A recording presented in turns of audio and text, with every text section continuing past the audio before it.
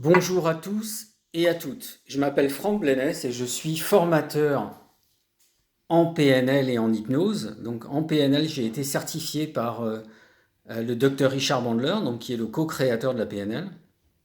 Je suis l'un des très rares formateurs en PNL certifié Bandler. Et je suis également hypnothérapeute. Alors, la PNL, c'est quoi? La PNL, c'est une méthode de communication, une méthode de vente euh, qui permet de communiquer autrement.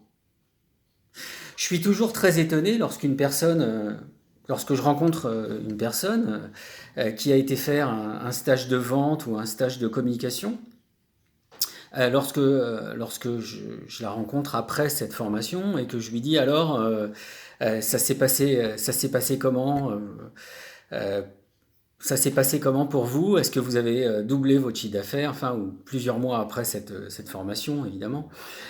Si c'est une formation de vente, si c'est une formation de communication, qu'est-ce que ça a changé dans votre vie? Est-ce que vous communiquez mieux avec les autres? Est-ce que vous communiquez mieux dans votre couple, avec vos enfants, avec vos collègues, etc., etc. Et la plupart du temps, euh, soit le résultat n'est pas là, c'est-à-dire que il n'y a eu aucun impact sur son chiffre d'affaires, euh, soit la personne n'est pas vraiment capable de me dire ce qui a changé. Tout simplement parce que ces formations sont essentiellement basées sur l'argumentaire. À moins que cet argumentaire soit extrêmement spécifique, par exemple lorsque je vous dis je suis formateur PNL certifié par Richard Bandler, comme il y en a très peu en France, c'est rare, et donc ça va vous donner à la fois l'assurance d'une formation du plus haut niveau qui existe, puisque Bandler a créé la PNL, d'une part, et de l'évolution technologique de la formation. La plupart des formations en PNL que je vois en France, c'est des formations qui utilisent des outils qui ne sont plus utilisés depuis 20 ans, voire 40 ans par Richard Bandler. Donc le fait d'être certifié Bandler, ça vous donne accès, puisque c'est une technologie évolutive, la PNL, aux outils les plus récents de Bandler. Donc à moins que l'argumentaire soit très spécifique, ce qui peut arriver, la plupart des argumentaires qui vont être utilisés par un agent immobilier, par un plombier, par un sophrologue, par qui vous voulez, va être quasiment le même que celui des concurrents. Et tout le monde sait que les mots, donc l'argumentaire, ne représentent que 7% de la communication. Ça veut dire qu'il vous manque 93% de la communication. Récemment, j'ai été invité à un petit déjeuner où il y avait des chefs d'entreprise et on apprend à ces personnes à se présenter en 1 minute. Ce qui est très bien pour synthétiser. La plupart des gens ne savent pas synthétiser leur discours, ils se noient dans leur discours, donc c'est incompréhensible pour les autres. Donc c'est très très bien de synthétiser en 1 minute. En revanche, les 93% dont je parle, c'est-à-dire qui sont la gestuelle et la voix, n'étaient pas abordés. C'est-à-dire que les gens faisaient leur présentation en la lisant par exemple sur un téléphone portable ou en la lisant sur une quinzaine de slides pour certains. Là, c'était une présentation de 10 minutes, donc les grands communicants n'utilisent pas qu'un slide pour une présentation. Ils utilisent pas de slide ou ils utilisent un slide, voire deux, grand maximum. Donc en fait, pour la plupart des gens, n'utilisent pas ces 93%. On peut contrôler ces mots.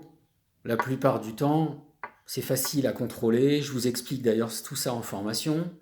Mais la plupart des gens ne savent pas contrôler leur gestuelle. C'est par exemple le cas lorsqu'il y a une contradiction entre le mot et la gestuelle. Vous aimez bien ce produit? Bien sûr. Donc ça, c'est une contradiction parce qu'il ne contrôle pas la gestuelle. Donc pendant cette formation, je vais vous apprendre à contrôler votre gestuelle et votre voix.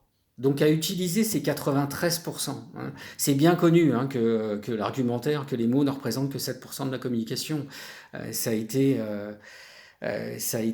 connu depuis une cinquantaine d'années, depuis le début du marketing. Je vais vous donner un exemple de ce que j'utilise en PNL. Par exemple, lorsque vous dites à quelqu'un, vous allez acheter ma voiture.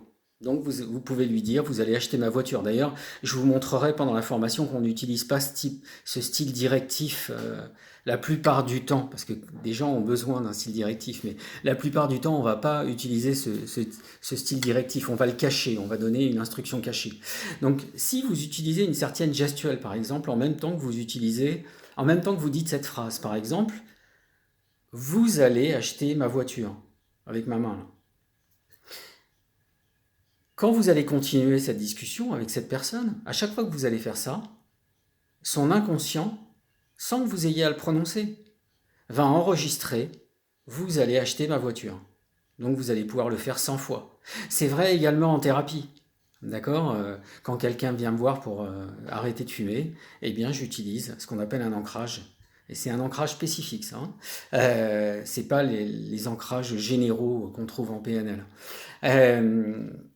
Donc je vais le faire avec un geste, je vais le faire avec ma voix, etc. Donc c'est une communication différente, donc qui va servir à communiquer parce que on n'a pas toujours besoin d'influencer les gens, hein, de les convaincre à acheter votre produit. Ça peut être une communication avec vos enfants, tout simplement, ou avec votre conjoint ou avec vos amis. C'est juste apprendre à communiquer autrement.